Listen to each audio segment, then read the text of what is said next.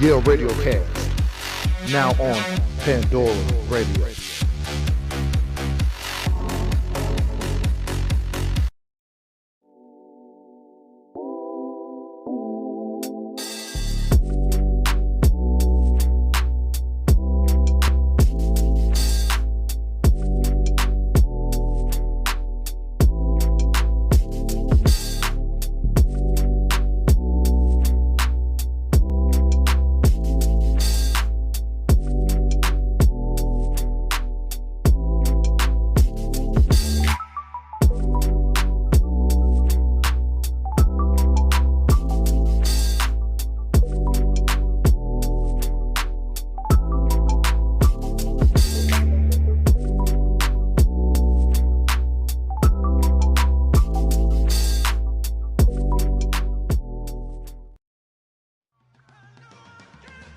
Coming at you live on Saturday mornings, the Male Review. Join me, Mark L., TR, Josh the Intern, and Dylan Yale. Come kick it with the leg, the League of Extraordinary Gentlemen. We out here doing extraordinary things. Find out how men really think, how the world looks through our eyes. We talk about all the things that affect males. Tune in and check us out on the Male Review, the gentlemen that are going to take you there from 11 a.m. to 1 p.m. right here on YaleRadiocast.com. Get the business. Yup.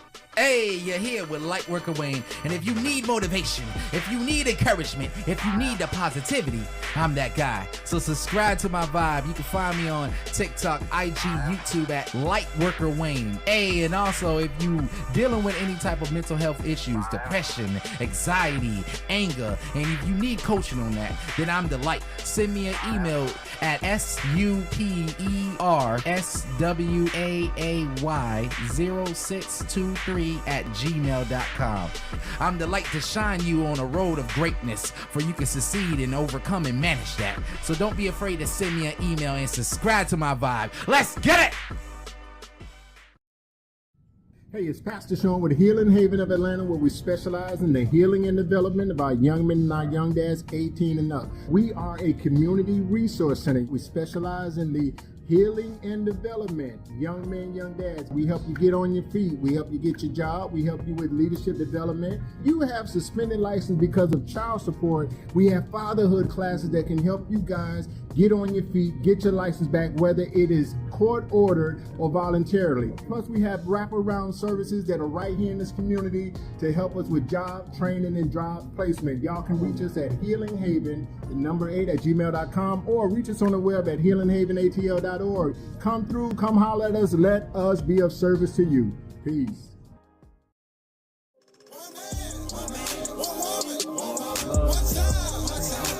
Strong, freaky.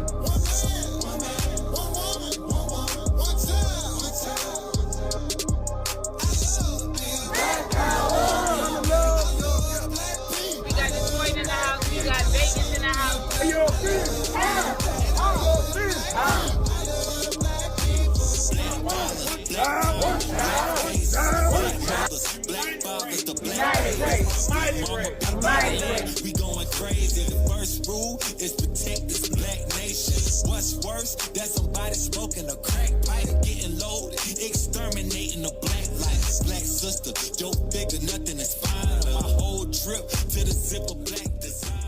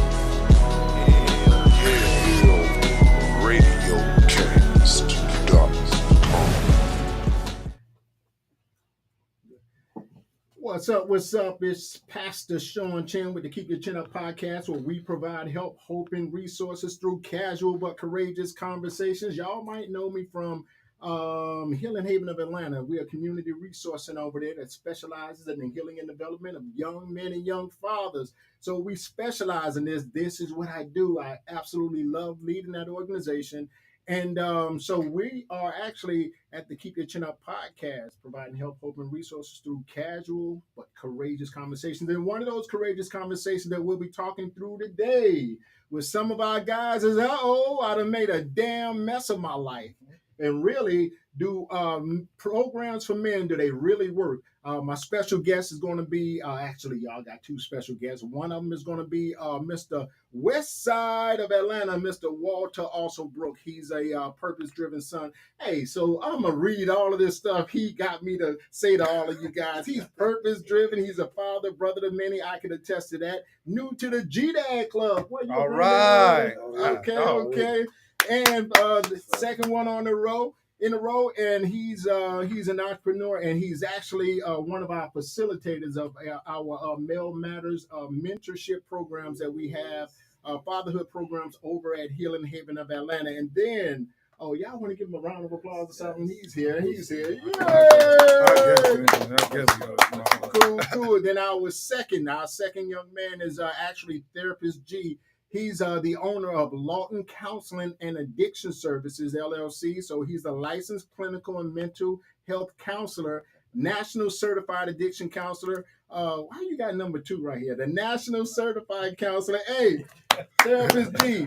So y'all know, so we always want to have a professional that's always going to be able to help us guide these conversations. So at the end of the day, people don't walk away with just a conversation, but they walk away with real resources and real help. So we have, again, the expertise of Therapist G. Y'all put y'all hands together for Therapist G.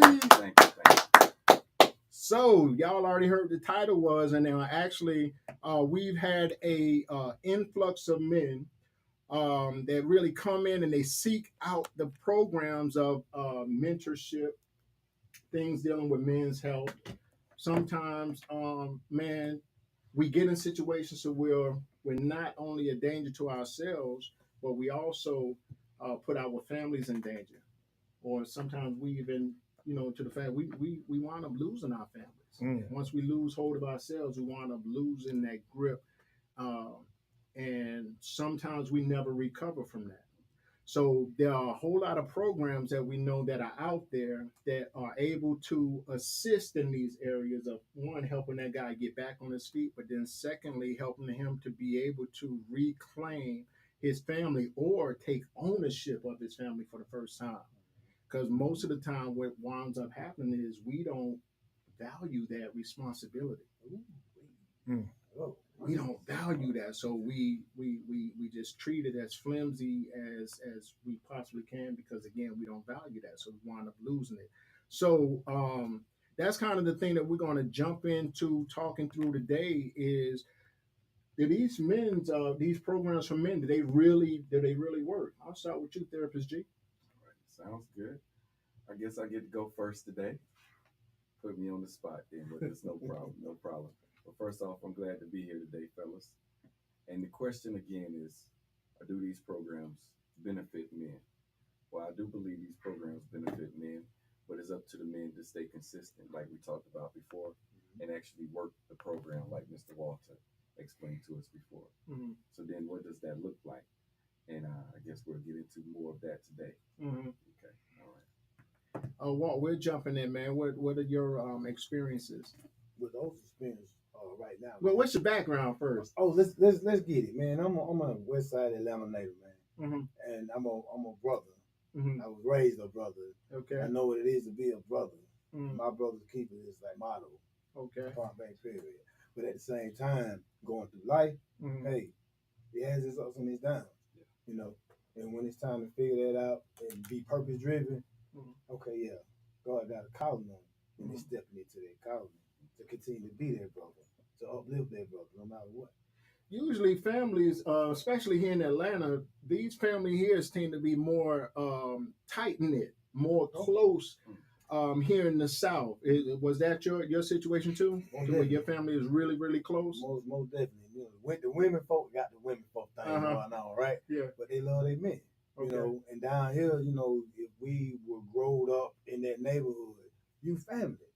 It's just bottom line. You know, it didn't matter about, okay, your mom was over here, your mom was over there. You know, we looked out for one another. And that's just the golden rule. Cool. So was your dad in your life? Yeah, he was growing up. Yeah, he was in my life. He most definitely was there. He did his best. You know, being coming from his background and things like that. You know, being a war vet, so on and so forth. So it was a challenge, but then again, we got through all that. Okay, cool. How many siblings you got? I got 3 blood brothers and a host of brothers. And a host of brothers. Yeah. Brothers and sisters all everywhere, man. Yeah. I know a lot of times, man, me and you, we talk about family. Yeah. Family is key here. And then your grandmom come up a lot of times in our conversations. Right. So what was that relationship like with you and grandma? My dad, mom, and my mom, man, it was close. Even my great grandmother, I had the liberty to have her in my life when I was younger before she went on to glory, everything, man. And one thing about them grandfolks, they ain't play no man. Right. Okay. Right. They didn't play no man. But the loving part was that I got a lot of love from them. So when it comes to loving people, when it comes to being able to express unconditional love, put some of that mess on the back burner and pray for folk. Hey man, I'm not. So I like hearing what he's saying about his environment and where he grew up, because that's what we teach all day long is your environment and what interpretations you make about yourself, others in the world that may come from that environment. Right. So what I've heard from you so far is you grew up in a very loving environment, close-knit family. Right. Everyone protected each other. So what do you believe some core beliefs came out of that? The core belief that came out that is their number one rule: treat others like you want to be treated. Bottom line. And if you see a need, you sow a seed. That's that. Okay. If you see a need, you sow a seed. Golly, preacher, pastor, minister. Yes. But see, then we talk about, if counseling truly works for a client, that's what we're talking about is your core beliefs. Because what happens in life is when you have that core belief surrounding family, and family should be tight-knit, then what happens when, let's say, for example, the court says that family is not going to look like the fantasy that we all have. And then what do we do with those emotions and those thoughts behind those type of situations? And that's why we're here, right? That's why we're here. Is to talk about what that may look like for us men, right, in general. Right. So I'm looking forward to this conversation with you guys. Yes, sir. Man, you know what? So even the birth of Healing Haven of Atlanta, right? Where we help real people through real problems with real resources, that really came from these experiences that I had as a young man, as a young father, as a foster child, as a and then going through life, having people, businesses, and organizations that were kind of in place to help here and there, but of course it kind of missed me because I grew up so fast. I was already paying bills at 16, 17 and a half years old. My son was, I was a young dad paying bills already. So when a mentor came into my life or tried to come into my life, it was somebody from the sheriff's office, and I was already a senior in high school, right? So I had already maneuvered myself to a certain point. So I didn't even see a value of having a mentor in my life. I thought that I was doing it. I was, I was a boss already in my own head, in my own, in my own right. But those were also some of the things, as life kept happening and those responsibilities of being a father kept happening, I started seeing, man, that I was really at a deficit. Yes. And I was, parenting from a place of, like you said, environment. Even though my family and I went through what we went through, man, we was in extended stay hotels for years. We was never stable. Even when we got older, we were still living out of trash bags. We didn't put our clothes in dresser drawers. We didn't hang our clothes up because environment and how we, you know, kind of came up, we was never in one place long enough to be able to do that. We was always on the go. So it was living out of plastic bags and stuff like that. So taking and like you said, Therapist G, environment is everything, because I learned how to be a provider early, but as far as all of those other tools that it took to be a responsible young man on purpose, oh man, I missed all of them. What many of us don't know is there's 8 stages of development. And at 16 years old, you're in a stage we call identity versus role confusion. So if you are 16 years old and now you're in this adult, mature world where you have all these responsibilities, well, when are you going to be able to spend some time with your peers? When are you going to the football games, doing the things that you're supposed to be doing as a teenager that creates your identity? Your identity is created for you early. But then what happens later on in life when, man, I've been busting my tail for a long, long time and my position is still here. That is when a lot of us men come see me. Because it's now, what else is there? Is this all life has to offer? And we have to teach them that life is more than just work, come home, take care of family. It's more to it. More to it. Wow. Walt, you had them experiences? Yeah, I had them experiences. Because even being a brother man, you know, being a young man that the household split up. You know, mom and dad, they split, you know, for whatever in different reasons, right? So being the older brother, you know, hey, you got to do this. You got to do this. We want you to, you know, do this, which I'm grateful for because it showed me a lot. It showed me, you know, things about self-awareness, self-care, so on and so forth. All of this was on your shoulders at an early age? What was the age? How old were you? 14 years old. 14? Yeah. Let me jump in real quick. This is something for Therapist G. I'm going to get back to you. How do you feel about mom or dad telling that young man that they are the head of the house when they leave? Well, I just mentioned stages of development, correct? And each stage is crucial to who we become. Again, our perspective of ourselves, our core beliefs. So if I'm 15 years old and mom is saying, now you're the man of the house, I'm going to take on what? That stereotypical role of what I, at 15 years old, believe a man is. Which is what? I'm going to go out and find a job. And now, mom, here's the money. Right? But then if I'm the man of the home, now there's some consequences to that because I am only 15. Therefore, I may be bringing what? New generations into the home that I'm not prepared to handle. Wow. And think about how that may reflect on someone and how that may cause their life to kind of go up and down a little bit longer than it needs to be. I always, until recently, really, until I really started dealing with our young men over at Healing Haven of Atlanta, we always culturally looked at it as a badge of honor. We accepted it as a badge of honor, but like you just said, what happens is when a grown-up problem arises in the house, and that young man is in his mind and in his heart thinking that I should handle this situation. I'm 15, I'm 14, and this is the situation of a grown man. Now there's conflict. Now it's conflict. Brain doesn't know what to do with that. On one end, I'm a kid. On the other end, I got to be this grown man. Now, if I'm 15 years old trying to be a grown man, then that means I don't have too many options on how we're going to get this finances, right? So what are the options? In some communities, a big part of our community, there's going to be crime. I'm going to get it by any means necessary. I always give my clients an example when they come to me because, number one, many men, and most of my men are clients. Most of my men are white men, but I'm starting to get more African-American men over the years that's now starting to give counseling an opportunity. And one of the biggest fears is just expressing themselves, communicating those dark things that's been on their minds for 20 plus years to a stranger, you know? And so first, I always tell them, I give them a little disclosure on myself. I'm not perfect. Who you see in front of you now as Therapist G was not who I was just 7 years ago. And I may disclose a little bit more intimate information about me, let them know we're all human, right? But then I'll also tell them it doesn't matter about your environment. You can grow up in a very positive, safe environment like I did, mom and dad, middle class, all that good stuff.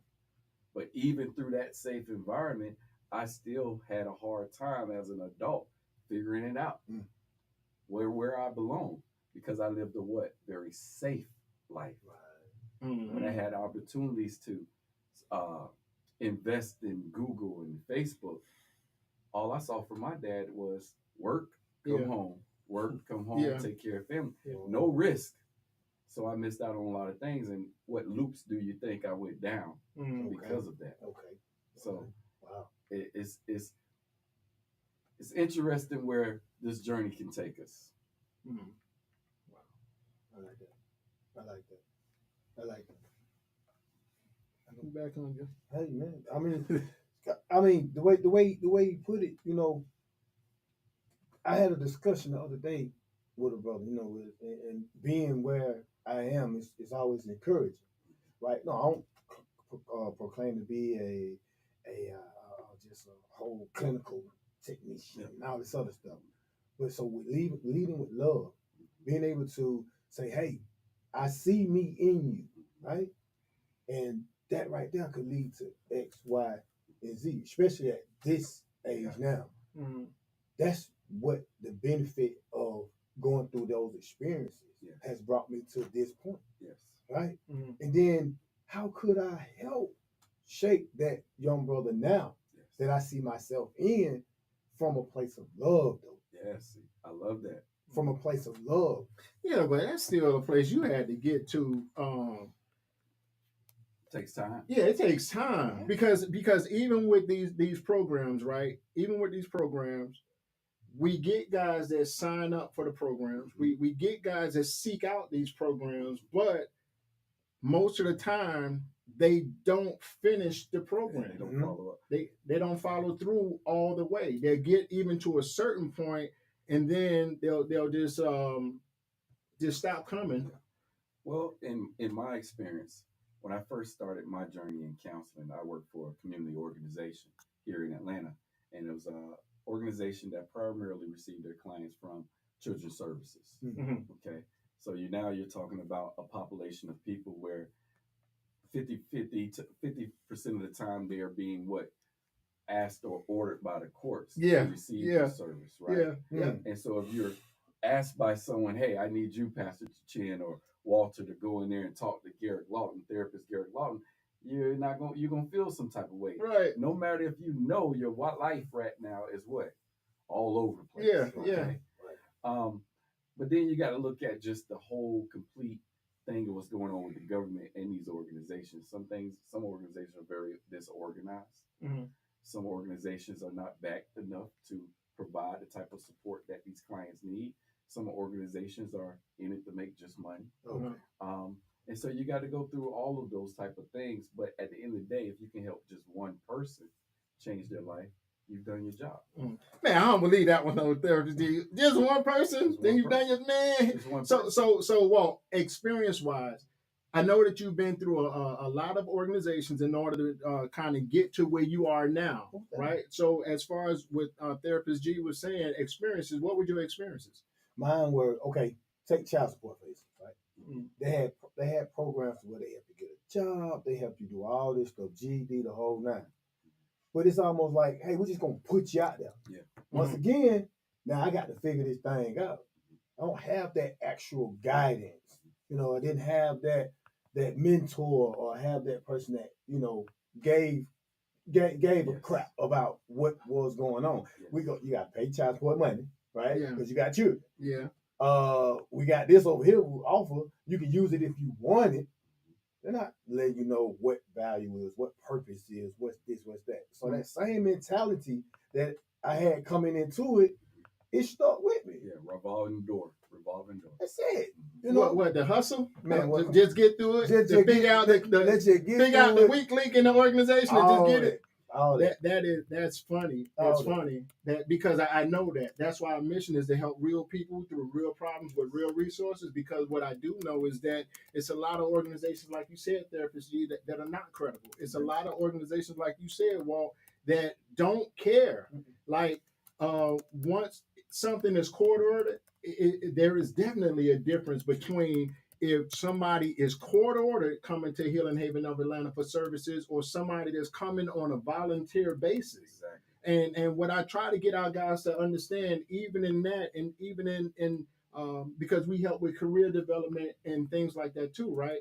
Is bro, you got to do this for you. Yeah, Exactly. You cannot do this for somebody else because we're flawed people, which means that that pressure is going to start weighing on you. So if mom sent you out, if grandma sent you out, if the mother of your child sent you over here and said, hey, I need you to do this to be able to get on your feet, is one thing if they suggest it. But to say, hey, you can't come back in my house until you go and do that, it's something totally different. So we try to teach that. That's why the empowerment thing and the self-awareness part of this, we try to build that man up from the get-go.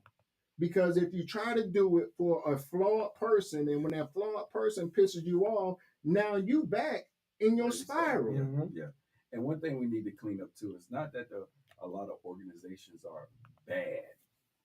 The organizations are there for a really great purpose. Yeah. It's just that a lot of these organizations, since we work with the population of people under the poverty line, they're not being supported by the government the way they need to be supported to handle the amount of population that's coming into these community organizations. When you have thousands of people coming in each and every month and you only have 5 counselors, then how much work is really being done? And that's a problem that we're going to have to try to solve at some point if we want to continue to provide men, especially with the type of sources that they need. Yeah. I like to say game recognized game. Yeah. Okay. We're really, like you was talking about, the disorganization of these things sometimes when organizations are not really organized and this man comes into your establishment, this man is open and his heart is ready to receive. Yeah. And now he sits in front of this other man or maybe the receptionist and he's not received well, right? All of a sudden, that wall comes up because it's hard enough to even get us in the building. But now you have this man that is kind of out here that's bleeding and he needs empathy, he needs sympathy, he needs to be built up. And then we have organizations that's playing. Yes. We have men that's why in our mentorship services, we don't just take anybody off the street talking about, I just want to mentor, I just want to give back. You know what I'm saying? Because a lot of time, hurt people. So that means, sir, if you're still dealing with your brokenness, if you're still in the place of being disorganized in your life, that means that if we take you at face value, you're going to wreak havoc in this other young man's life that is trying to give somebody else another opportunity to help him get on his feet, right? So we don't, because of what we're perceived as strong and always got it together, we don't get the help and we don't get the benefit of the doubt. It's like, hey, we're going to put these services out there. Like you said earlier, all right, you go for the gusto and you go get on your feet and you go be great. But then when you got people that are in these organizations that really don't check the vibe or the temperature of the person that they're serving, because it can't be a cookie cutter approach to all of this. Garrick, you're different. Walt, you're different. Jim, you're different. D, you're different. Which means, relationship is now required here. There you go. You're right. Now that leads to accountability. Oh boy. Accountability. Yeah. Because there's so many of us men, we're out here doing what we're supposed to do, and it's not being talked about.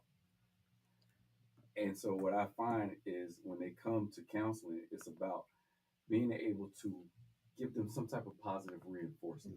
Yeah. No matter how little it may be. You never know, it could be huge for them. Yeah. So when they come in, the first thing I'm going to ask you, hey, you're looking good today. What you did different? You know, just have them get them start thinking and you build that rapport. Yeah. It goes a long, long way. I actually brought some stats in since we are talking about men too. I want to talk about 2023. 2023 for men wasn't a really good year for men. Wow. 50%. Well, in 2023, there were over 50,000 suicides. Wow. Primarily men. Wow. Mostly white men. But our numbers are climbing fast. Right. And there's reasons for that. And that is something now that we have to really pay closer attention to, because there's more and more men, due to what's happening in the world. These things are affecting us at an alarming rate. Yeah. And so these type of podcasts that we're doing, these are great for us to just get it out. Yeah. Yes, sir. That's one of our viewers was saying that it's huge for this generation, because again, they're watching us as older men. They're watching how we navigate, how we handle business. They're watching it, and unfortunately, some of us are doing a really, really good job at this, right? But a lot of us are still missing the mark because we're grown men in age, but in our minds and in our actions, we're little kids. We that broken little boy that never got the opportunity to get in a healthy place and space. You know, because there were always things that were required of us. Ain't no break. What break? Ain't no break. So I just started learning really that we teach people how to treat us, which means if I see myself as provider only, that's what I put out there, right? So I started teaching this once the Holy Spirit revealed this to me, because I have a family, which means hell no, I don't want no ties and just socks on Father's Day. No, y'all, you should know dad enough. You should know husband enough to when these things come around, it's time to be celebrated, that y'all know my personality. You know the things I like, you know the things that I dislike, and that you put thought into whatever you're going to present to me. Yes. I don't want you to give me nothing. Yes. I want you to present it to me. Yes. Right? So those are things that have to be taught. But even, you know, as a 50-year-old now, I was one of those just give, do, make sure everybody else straight, and I'm suffering in silence. Yes. Who has your support? There you go. You know, when you do all those things, who's saying, hey, more than hearing every day, I love you, babe. I need a little bit more. That's all. That's substance. Yeah. That substance, that genuine support. Okay, I can say I love you, but then hold on, where's my best interest at heart? Yeah. If I say I want to go over here and I want to attend this school or attend this, you know, or I want to be able to, you know, further my financial career, so on and so forth. I have these ideas, or so on and so forth. Who's backing it? Where am I at? Where am I accepted with that? Well, are we communicating that though? No, we're not. We're not communicating because it is if you this close to me, I expect you to know this. Yeah. And then when you don't do it, and I expect you to know it, now I'm in my feelings when you didn't perform when I thought you should have performed, and now there's a problem. Yes. Right? When we're talking about these young men today, they see that. You know, most of us, again, we lack identity because our identity was in our doing. Yeah. Compared to knowing. Compared to it being free, I would say. Being able to experience more than just what reality says, which is work hard and get us out the gutter. That's programming. Yeah, okay. Exactly. Okay. And I like what Pastor Chinn said earlier, the child.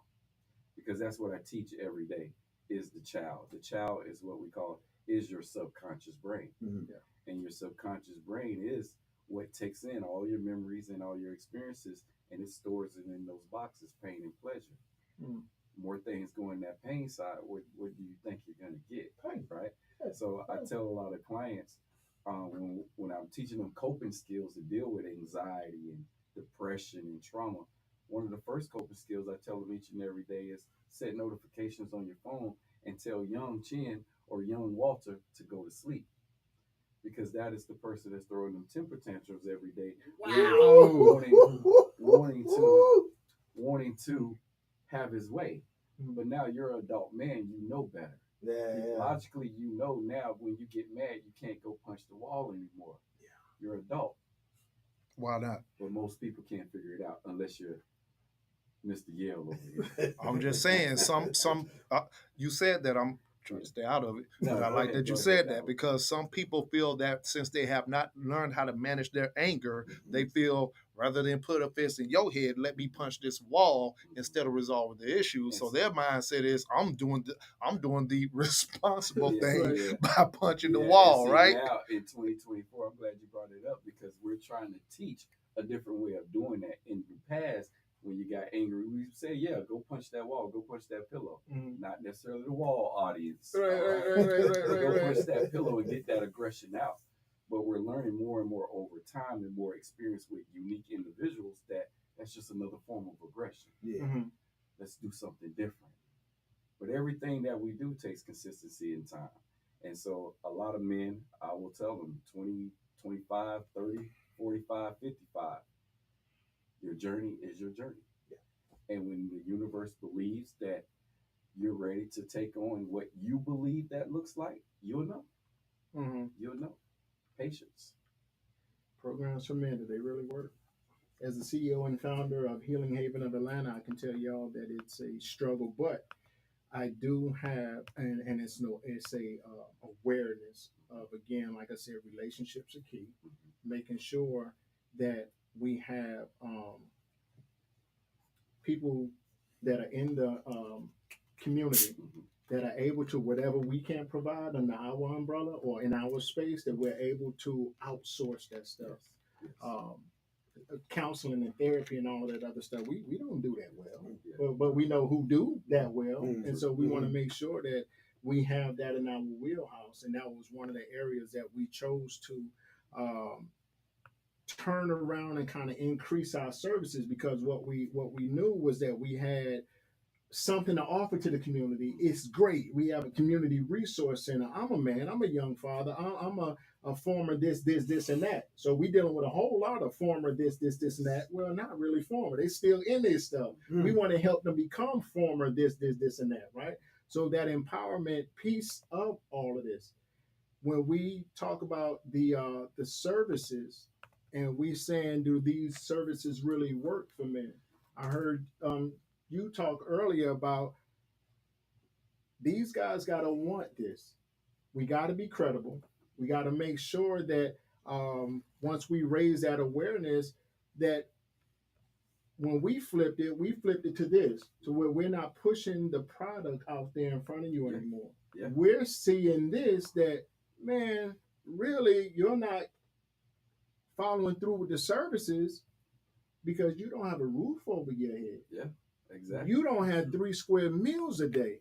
So how are we expecting you to go to counseling and therapy and drug court and all of these other things? How is that expected when your basic needs are not met? Yeah.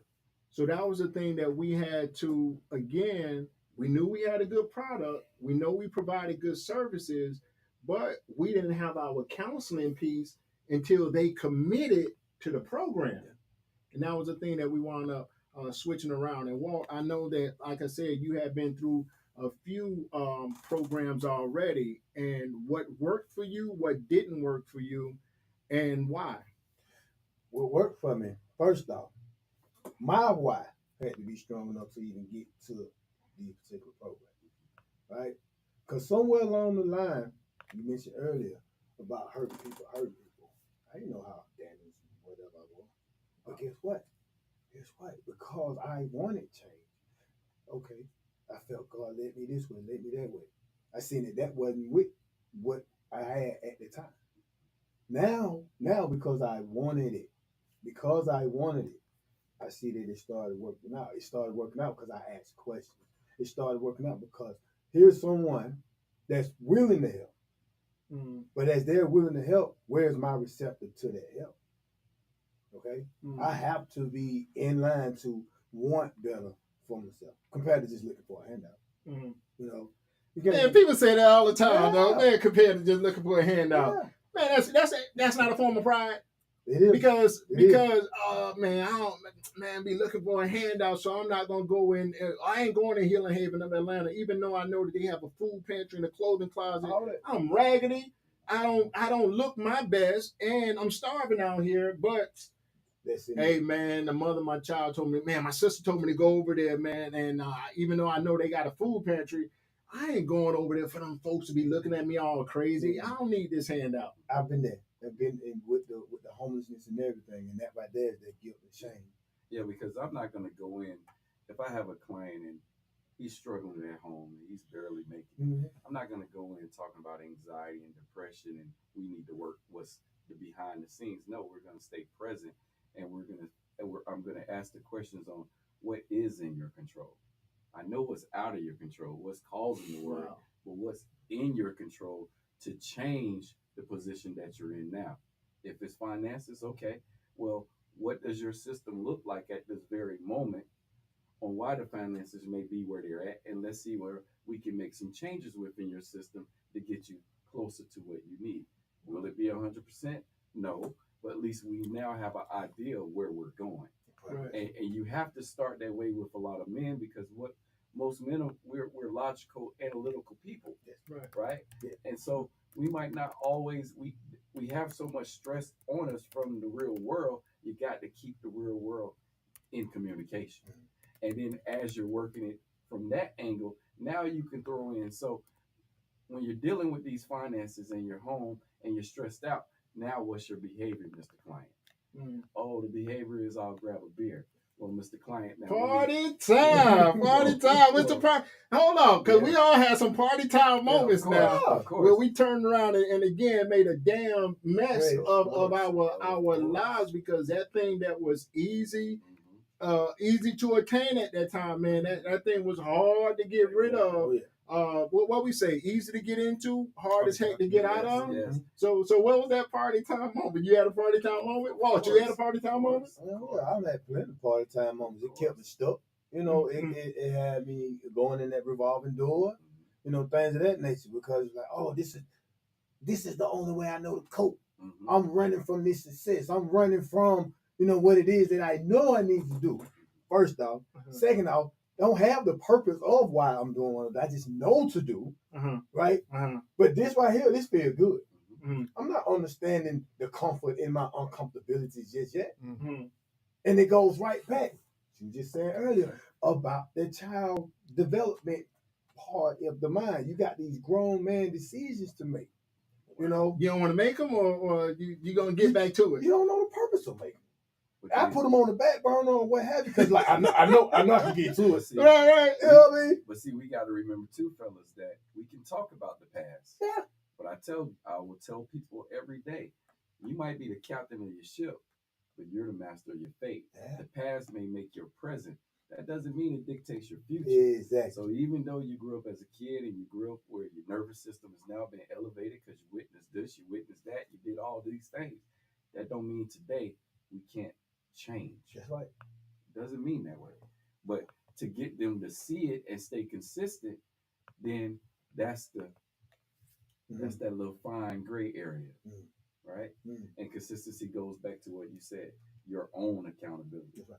You know, if you feel like it's time to make a change, then let's try. And that's all I ask. Just try. Just try. Don't nothing be the fade but try. Exactly. Exactly. But I like when we talk about community organizations, do they work?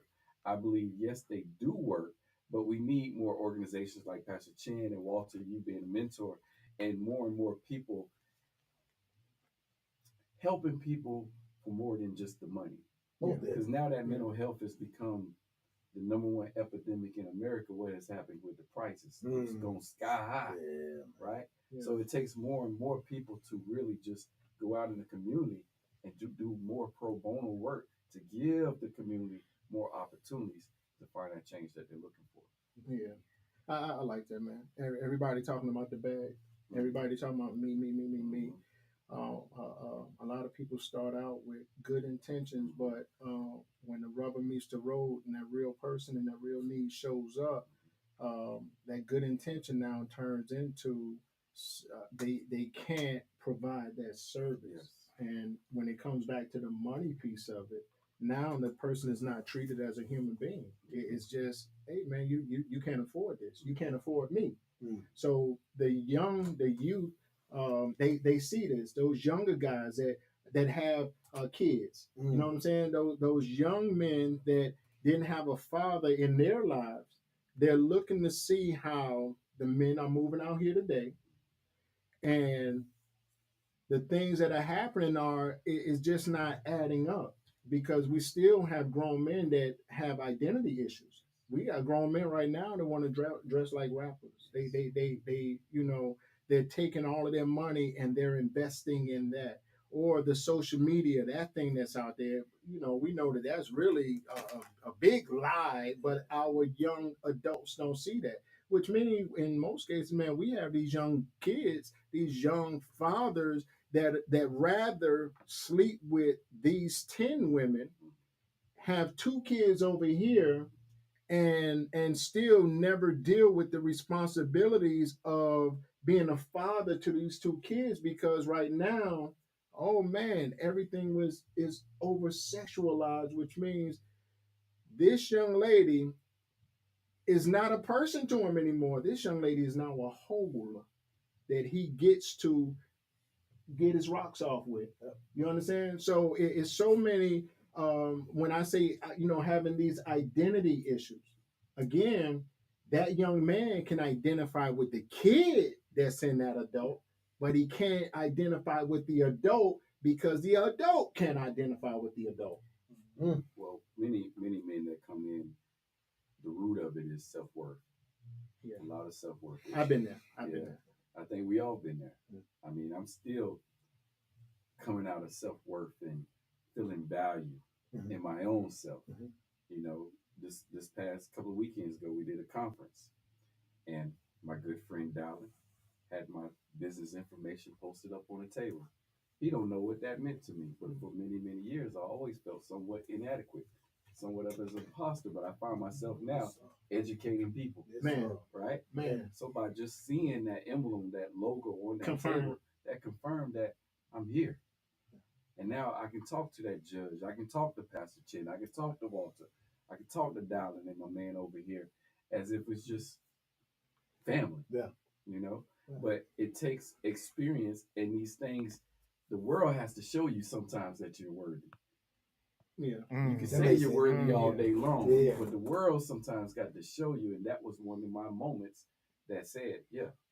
And man, that is so golden that you said that, because even that was relationship. Like you said, you didn't know how much, he didn't know how much that meant to you, but because of the relationship, he just did it. Just like even for mine. Yeah. You understand? So it's those things to where you have those genuine relationships that helps confirm and affirm who you are without that person even knowing it like that. Exactly.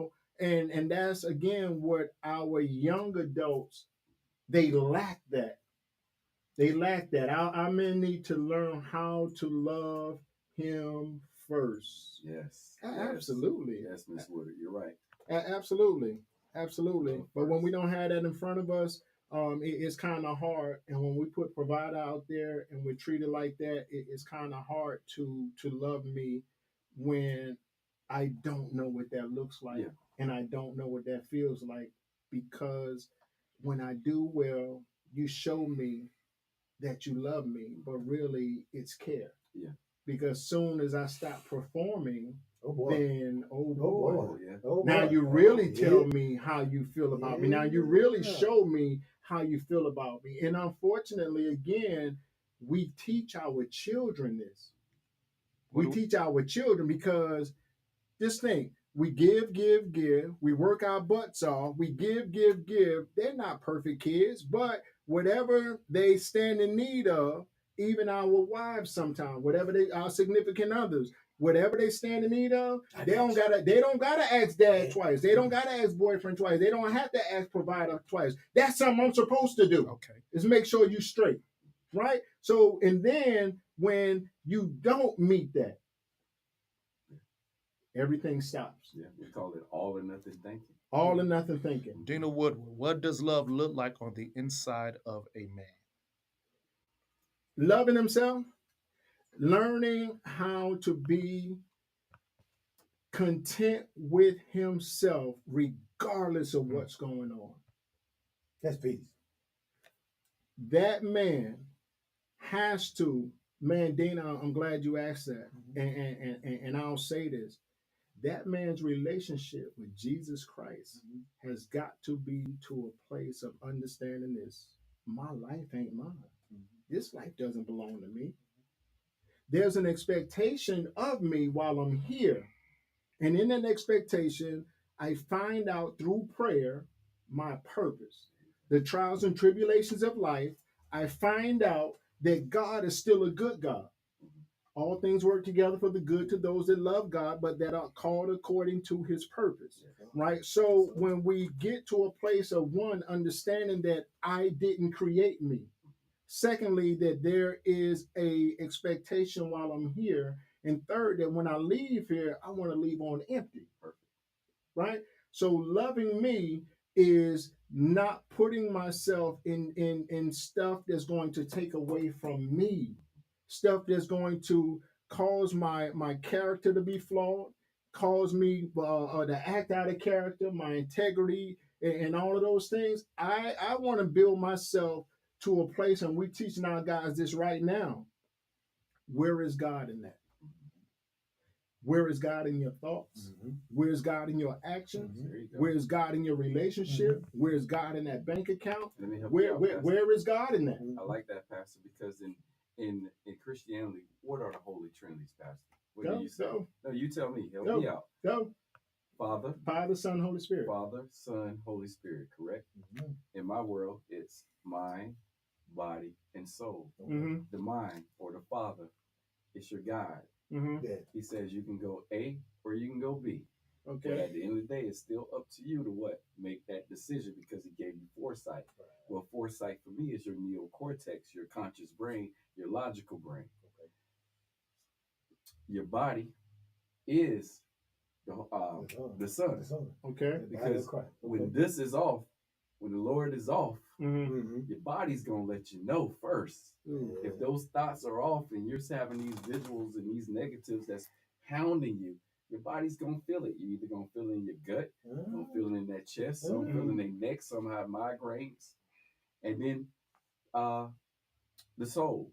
The soul for me is the behavior that you put out into your reality. Wow. So you can have all that going on in your head. You can have all those emotions going on. But what makes you a whole man is what you display in your reality. So mind, body, and soul. That's the manifestation. Same teachings, same teachings, just said a different way. It's becoming one with yourself, man. Because if we think of this, how much better would my life be if I learned to mind my business? Mind your business, yes. If I didn't jump into your life and make you my project. Because what usually happens is I jump in your life when I don't want to deal with what's going on in mine. And then I mask it as, oh my gosh, I love you so much. And I want to help and I want to see you succeed and be the best you can be in life and all of this other stuff. And my life raggedy as hell. But that individual should want that for himself. I've had episodes like that. Being so in tune to help the next, right? Running from facing that hurt, that pain, that fear. Yeah. Running from those things. The fear of what though? The fear of knowing what it is to be free. Is it the fear of success? Some. Because success requires responsibility and accountability. That it does. It does. That it does. Right. So we're gonna move from this space right here, because I wanted to. That's why we have Mr. Alsobrook on today also, because I've been walking with this young man for the last year and a half, and man, just to see his life turn the way it's been turning. I remember, man, going with you to court last year and standing in to say that this man is a part of being a facilitator and helping us mentor over at Healing Haven of Atlanta. You remember that? Oh yeah. I remember standing in because we had to get to we had to get to a session, and you had to get out of there Usually y'all in court a few more hours. Man, normally about 12, 20, 12, Yeah. 30. That was just one of the long sessions. But my point is, man, I felt so honored that you asked me to come and represent you like that. I felt like your damn attorney in so many ways. Man. You know what I'm saying? And then to see the interaction. And y'all, he'll share his own testimony, but I know as the CEO and as the founder and as the one of the counselors at Healing Haven of Atlanta, to be able to witness, one, our program working, but then secondly, it wouldn't have worked without your buy-in. Because when he had originally came, he called on the phone and he was asking about the services, and we wasn't fully in place and in space yet, so we had limited services. But what he told me was, hey, can I come volunteer? Right? So he comes, he sees what's going on, he comes and he volunteers his time, right? And now, as he volunteers his time, things start opening up for him, things start opening up for me. And one of the best moments I want to say, again, was going to the 100 men's yeah. What was that? That was the 100 Men in Black. 100 Men in Black. 100 Men in Black, man. That was an experience. Yeah. Tell me about that experience. That experience right there, man. You know, in all black, dressed up, you know, tucked out, nice, formal.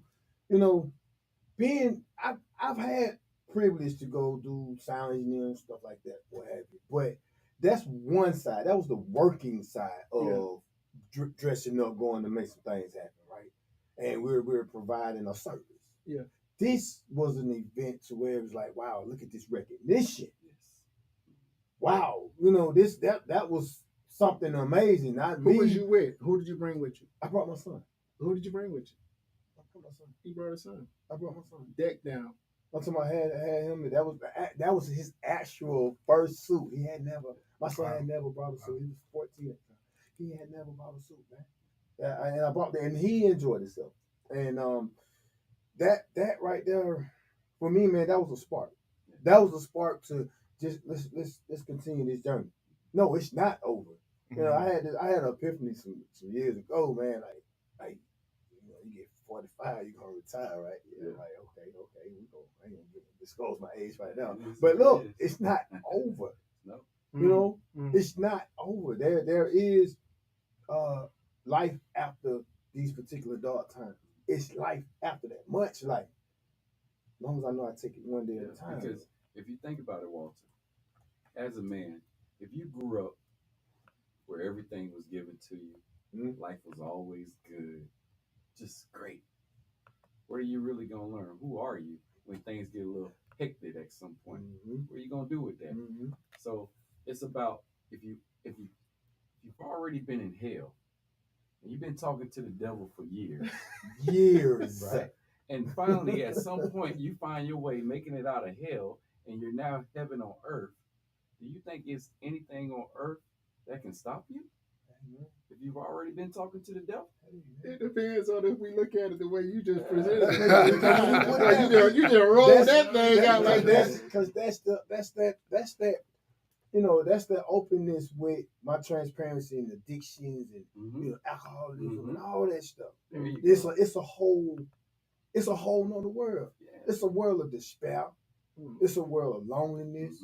You know, it's a world of selfishness. You know, when you think you love somebody, you ain't love them. Yes. Yeah. And that's why I mentioned that, because in addiction, that's what it is. It's hell for a lot of people. For many, many years, you're grinding, trying to get that drug. Man, I'm telling you, right? you think you're grinding to do something. You ain't doing that. And when they roll back there, I can come borrow from you. I can borrow from you. Exactly. Get what? Well, I'm ready to go get it. You feel me? So then when they come to me, I tell them just like I would have told you, Walter. You already made it from that. So that's strength.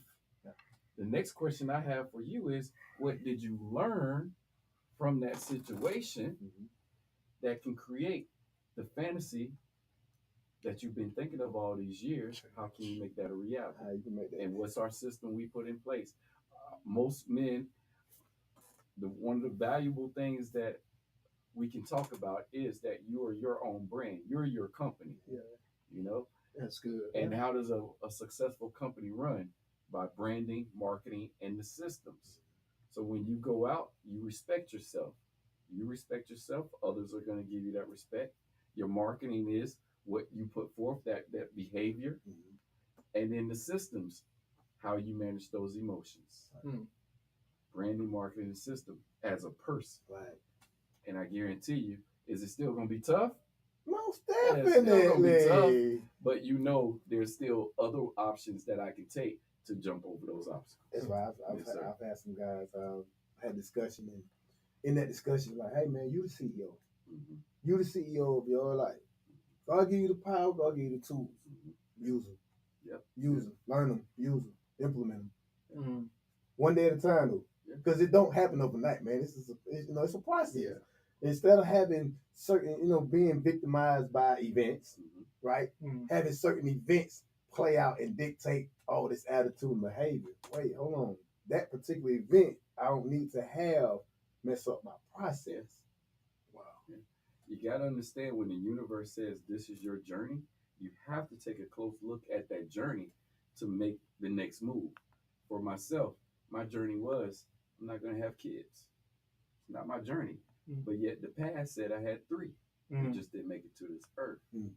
But maybe the reason why I don't is because for the first 20 years of my life, I didn't have no foundation built. Yeah. I didn't have this A, B, and C put in place to raise another kid into my stuff. But then I hit a certain age and you realize now I'm selfish. Yeah. What would I look like now doing that? Yeah. No, I'm just going to have what? Regret down the road. But that's a form of self-awareness. And that's a form of self-awareness that takes experience in time. Wow. And even seeking out the services, man, is still a form of self-awareness. And again, I'm speaking to the man and the father, and giving you your kudos again, because when you came and you and your son was decked down, y'all was in this black man, and I was a proud dad. You understand? And that was your son. You understand? Yeah. So again, that's what we are really about. And the question was about these kind of programs working. You said how you got to work the program. Therapist G, you spoke earlier about it's a process. And what I do know is that in our intake process, a lot of times guys come out because they feel like they're going to fix all of those wrongs in one session or 2 sessions or something like that. And it's just like a church. It's just like, you come in and the pastor, when you're not rooted and grounded right, you know what I'm saying? That you come and you get your feel from the pastor. You come and you get excited and you do all of this other stuff. But then, did you learn anything? Because what's usually happening is you go and you get entertained. And if you hadn't really sat with the word that he or she preached at that time, then that means that there's not going to be no change in you. You're going to wait until you can come back and get entertained again, and you coming and going the same way. So it can be the same thing with these organizations. That Therapist G, they come and woo, you're the highlight of their week. There you go. Yes, You're the highlight of the week. Or Walt, they come and you're the highlight of their week.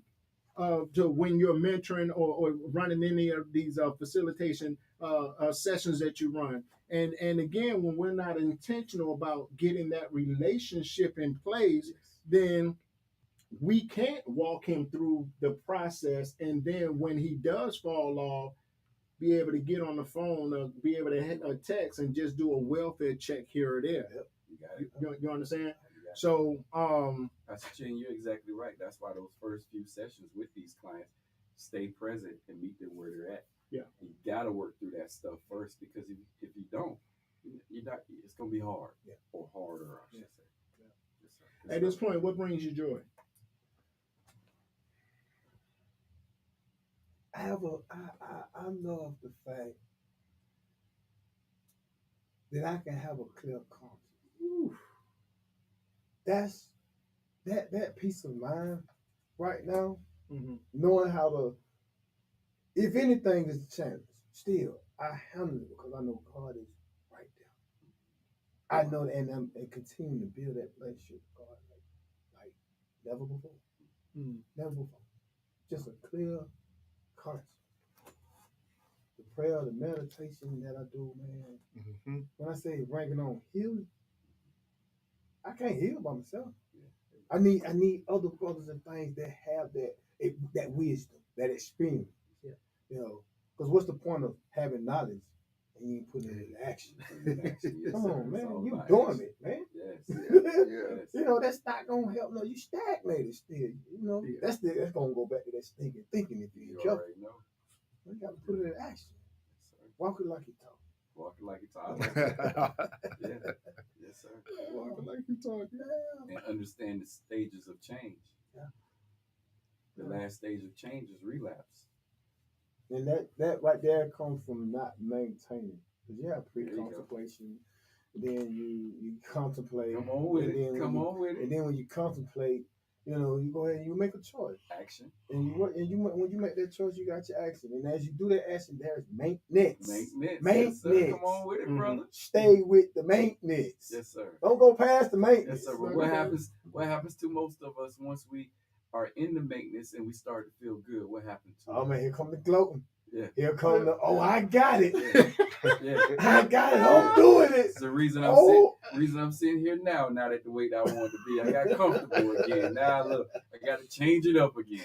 Yeah. It's true. But sometimes you have to go through relapse in order to feel that pain again to say, I don't want to be here. Now, and I had a brother that God be with his partner had something on Facebook, man. My brother that was part of the drug court program that he passed, and he put the post out there. And however it was, I ain't got the full details or what have you about it, but those emotions when it comes to the drug and alcohol use, those emotions are one of those factors to where folks don't come about that emotional rut. Because the drugs and alcohol is one of them things that made me feel good. Mm-hmm. I don't know the value. I'm gonna value this because I want to feel. Mm-hmm. Being alive right now is great. This right now. This is. I mean, you know. Wow. Words can't even describe this. You know. Where you currently are? Yeah. In your life? Mentally, yes. This is awesome. Yes.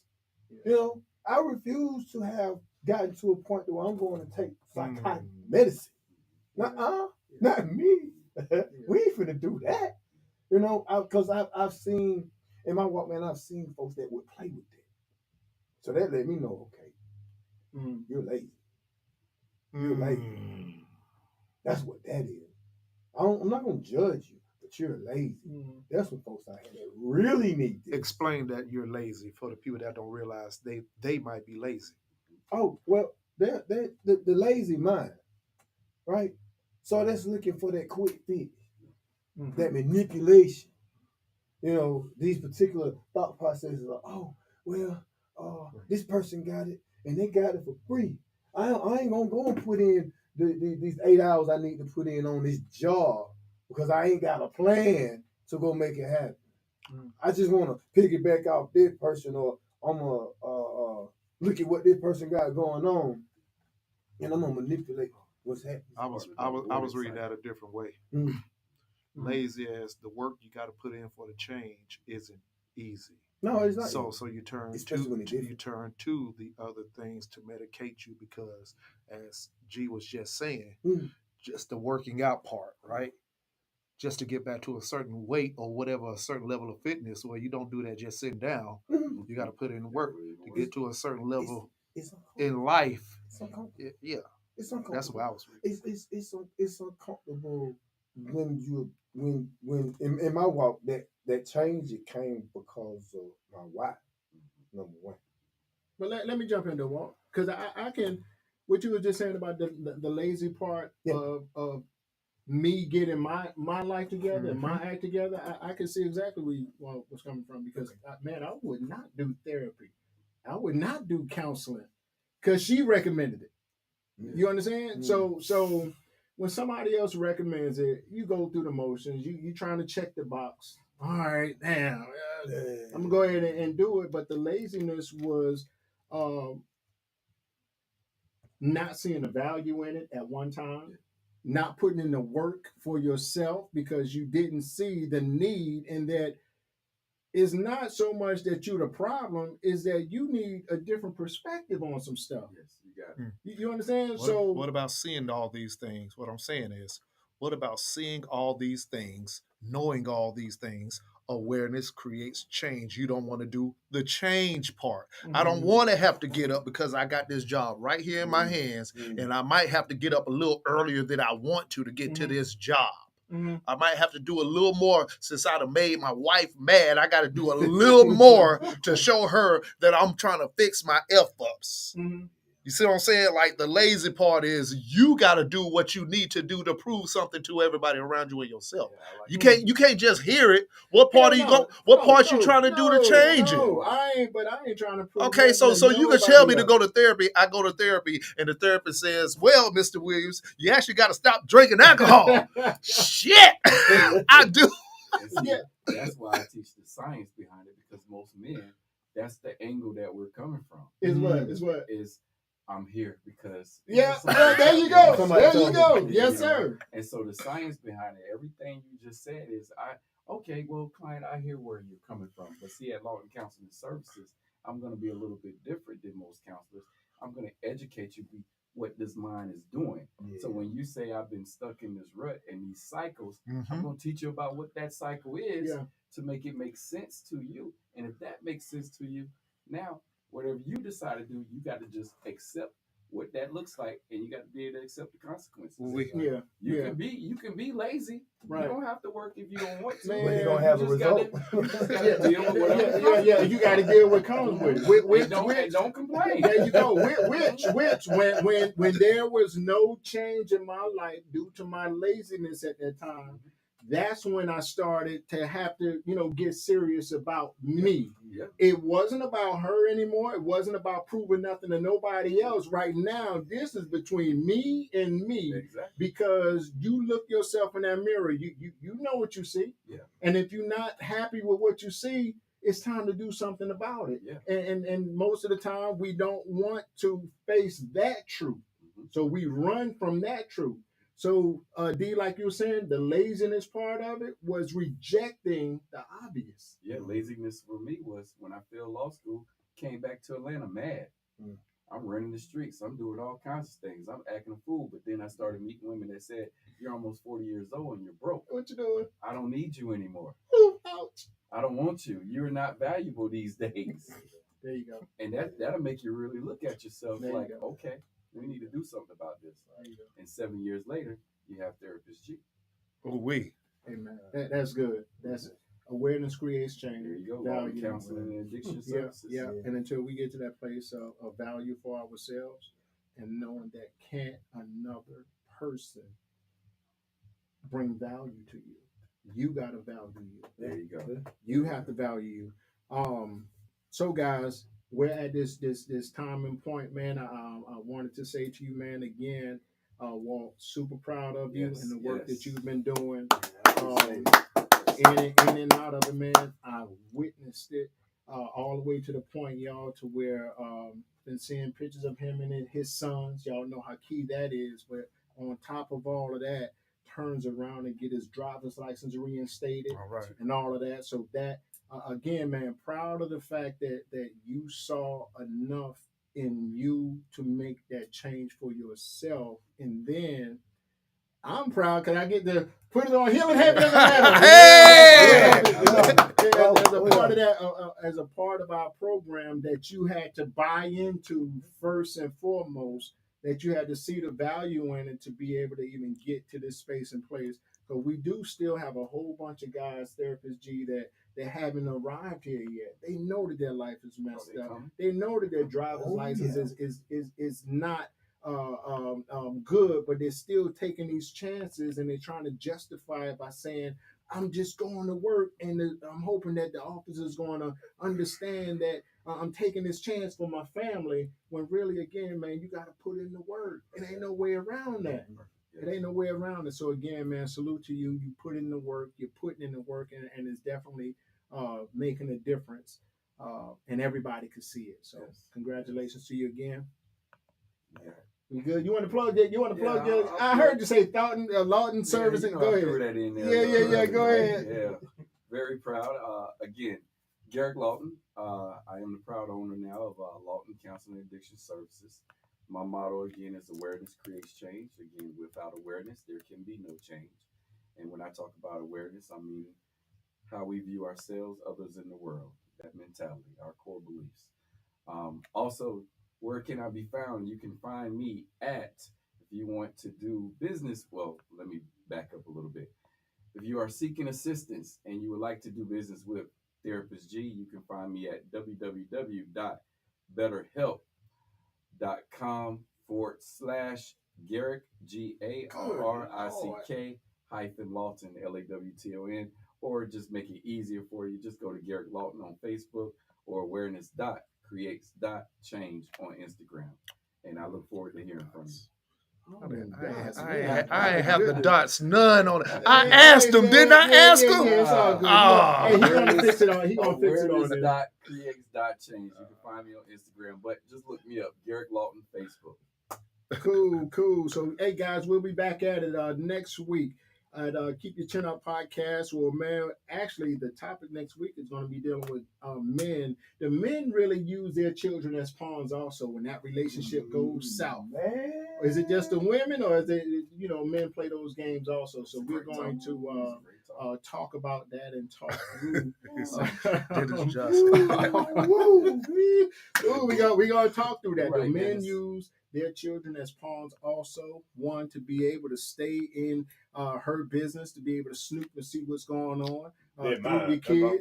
Yeah, and mask it as saying, hey, I'm just over here to see my child. Well, why are you popping up unannounced then?